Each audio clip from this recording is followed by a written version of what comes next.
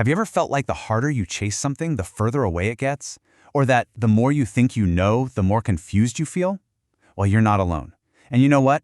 This isn't some new modern anxiety.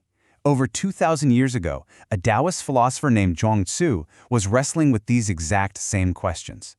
We're going to dive into his work, which is basically this collection of wild, mind-bending stories that just flip everything we think we know about life, reality, and success right on its head. So here's the game plan. We'll start with a guy who could ride the wind. Then we'll question the actual limits of our own minds.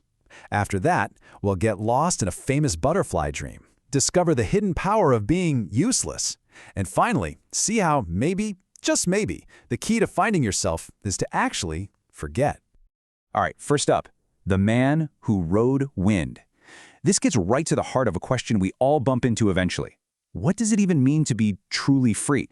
So Chuang Tzu kicks things off by telling us that real freedom, it starts by letting go.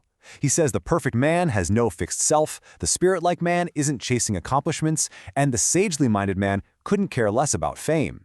I mean, right out of the gate, he's basically taking a sledgehammer to everything we're told to chase after in life. And to make his point, he tells this great story about a man named Hui-tze. Now this guy was seriously impressive. He figured out how to ride the wind, just soaring around for 15 days straight. You got to admit, that's an incredible power, right? But here's the catch. As amazing as that is, Hui-tze was still dependent on something. He had to wait for the wind to be just right. The truly free person, though, the Taoist ideal, doesn't wait for anything. They just align themselves with the natural flow of the universe, with the Tao, and move with it. They're totally free because they depend on nothing. Okay, so let's build on that with our second big idea, the limits of our minds. We spend our whole lives being told to learn more, to know more. But Chuang Tzu stops us and asks a really provocative question. Is knowing always better? Yeah, we've all heard it. Knowledge is power. But Chuang Tzu flips this completely on its head. He says our lives are limited, but knowledge is unlimited. Trying to chase down every last fact with our finite minds isn't just tiring. He says it's a perilous thing. It basically traps us on this hamster wheel of facts that we can never, ever win. And this next little story just completely demolishes our whole idea of a single correct way to live. So a man sleeps in a damp place, he gets sick. An eel sleeps in that exact same spot, and it thrives. So who knows the right place to be?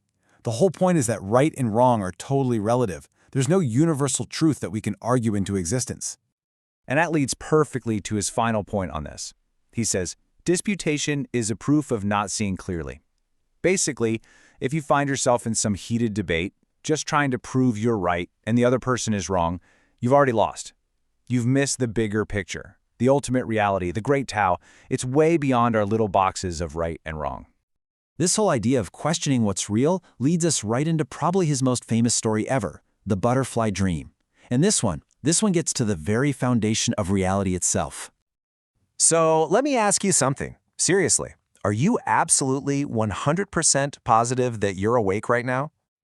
The story begins simply enough. One night, Chuang Tzu dreamt he was a butterfly.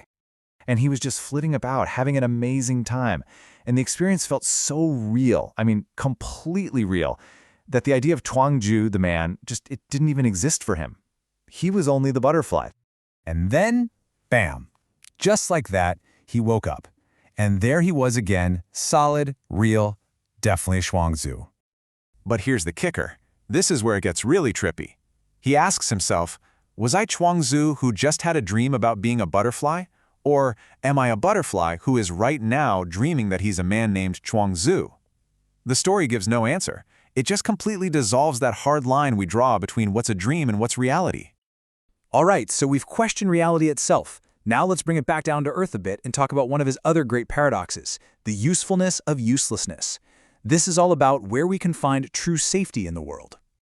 So Chuang Tzu tells this story about a guy who grows this absolutely enormous calabash, like a giant gourd, right? But it's so big and clunky, he can't use it as a cup or a bowl. So frustrated, he just smashes it to bits, thinking it's totally useless. But Chuang Tzu asks, was it really useless? Think about it. The cinnamon tree, its bark is useful, so it gets stripped and eaten. The varnish tree has useful sap, so it gets cut down.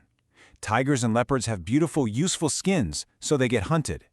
Being useful to the world often leads directly to your own destruction. And this all boils down to one of his most incredible insights. All men know the advantage of being useful, but no one knows the advantage of being useless. By avoiding the world's narrow ideas of what has value, by being like that gnarled old tree that no carpenter wants, you might just be left alone, in peace, to live out your life. So the big question is, how do we get to this kind of freedom? How do we become the gnarled tree or the person who rides with the universe? Well, our final section here points the way. Forgetting to find yourself. Okay, so the process starts with this thing Chuang Tzu calls the fasting of the mind. It's kind of like this. First, you stop just taking in raw data through your senses, through your ears. Then, you stop trying to analyze everything with your intellect, with your mind. And finally, you learn to listen with your spirit, to just perceive reality directly, without all the labels. He shows us how this works through a story about his student, Yen Hui.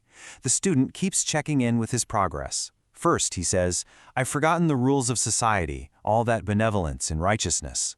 Then later, he says, "I've forgotten the cultural stuff, ceremonies and music." Until finally, he reaches the last stage and says, "I sit and forget everything." And this final stage, sitting and forgetting, is, well, it's pretty mind-blowing. The way Yen Hui describes it, his connection to his own body dissolves, his senses are discarded. By letting go of his physical self and all his intellectual baggage, he becomes one with the great pervader, the Tao itself. The boundary between me and everything else just vanishes. And so we come full circle, back to a question. Chuang Tzu challenges us to let go of our ambitions, our rigid ideas, and maybe even our very sense of who we are. It kind of leaves you wondering, right? What would you find? What would you become if you really truly dared to forget?